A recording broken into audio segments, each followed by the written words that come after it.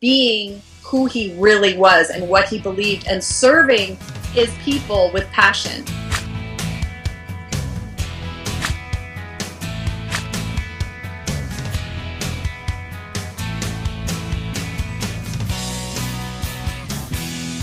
We have to talk, we're talking healing arts, we have to talk HIPAA, okay? They have to be HIPAA compliant, right? So you can't tout that Mary Jo loves your services or that you cured Mrs. Hinckley of the shingles. You can't say that. You can't say anything. It has to be user generated and they have to say it about you. So make it easy for them to do that.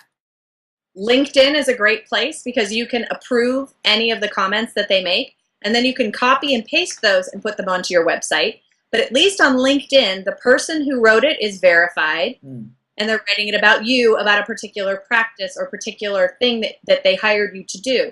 And it's kind of and it's documented. Now, they could always remove it later, but they could do that anywhere. If they put it on Google+, awesome. There's also a new plugin, which I can't remember off the top of my head, but I promise if you contact me, I will know what it is, that collects your reviews on Facebook and then spreads them out virally. Ooh, nice. I know, exactly, nice. Right? We'll do, Adrienne, I'm losing your sound for a second. What we'll do is when you give it to me, we'll put it on the page.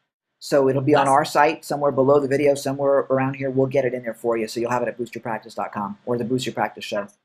Awesome. Perfect. So now we've talked about attracting new clients, and of course, you know, Adrienne, we're going to have you speaking at the World Chiro Conference and Expo coming up soon, and we're gonna have 90 minutes of you just going boom, boom, boom. I hope they're ready, and I'm going to make them sign an adult language waiver. Ooh, you wouldn't be even watching this right now if we didn't resonate with you, right?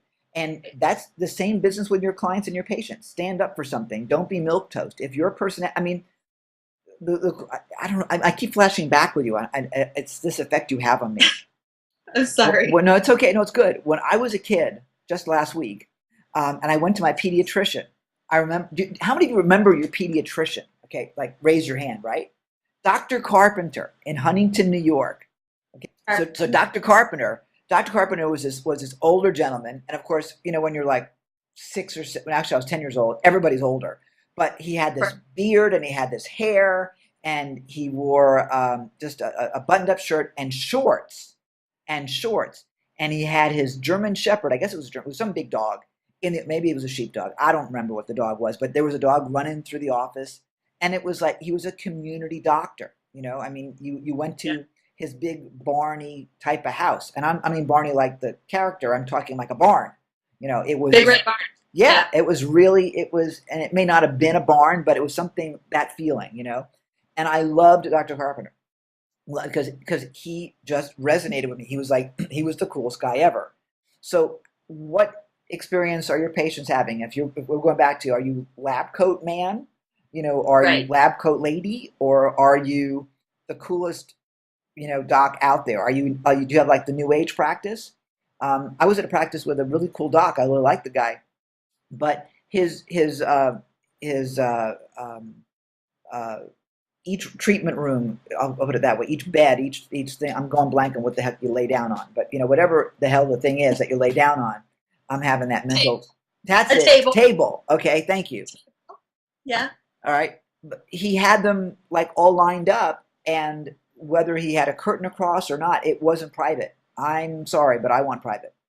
You know. Yeah. So now, and that's an interesting thing, because my original chiropractor at one point changed his practice from like lab coat doctor to, and he was always a little tinkle, but full blown network chiropractic, energy work, all that. Yeah. And you know, and he experienced some transition, but you know what? His practice tripled. Yeah. Because he was being who he really was and what he believed and serving his people with passion. Yeah. And for me, it wasn't for me. The same thing. I always was like, he had 2 private rooms and 1 group room. Mm-hmm. And in the group room, you know, I don't know if you know network chiropractic, but somebody was always processing something. So there was no healing and people were going through it. And I'm like, I am not a public breakthrough person. Mm-hmm. If I'm going to cry, it's going to be by myself or maybe with a trusted friend or something like that. And it's going to be over quickly as humanly possible. Right. And I'm certainly not going to do it in public, right? You know, it's like I've got my whole process down. I do Steel Magnolias for 2 hours, and I cry like crazy, and I get it all out because I'm watching a movie that makes you cry. And then I watch George of the Jungle because I got 2 hours of Brendan Fraser in a loincloth, and that's enough to make anybody happy. And then it's over. Yeah, I do know net. Yeah, and a lot of you are going to be like, oh, she doesn't feel. I do, but I don't like to live there. Yeah. Because I like to live where I am, which is happy and positive and forward thinking. And I am not just glass half full. I am constantly being refilled to overflowing. I am happy. And I like to see her because this is where I have fun. Yeah. And here's the thing. Not everybody is your client.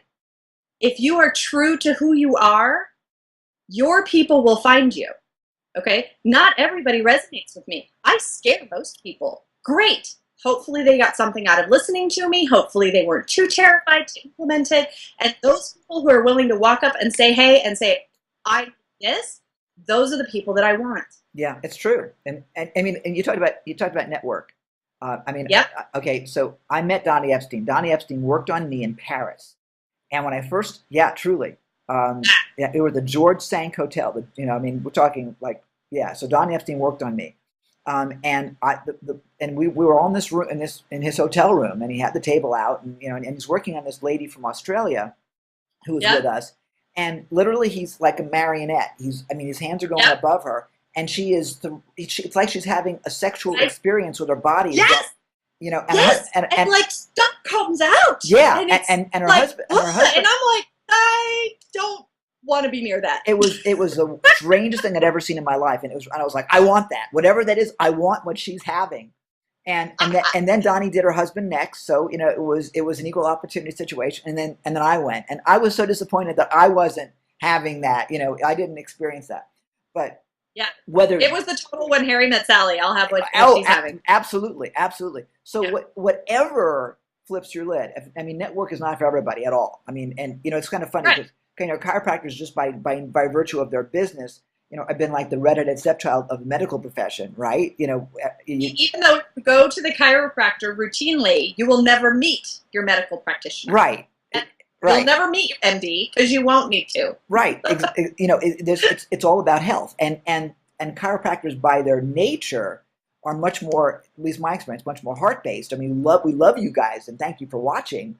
But even within the community, there are those that are like network. Oh no, I've learned at Parker, I learned at Life, or I went. This is my practice.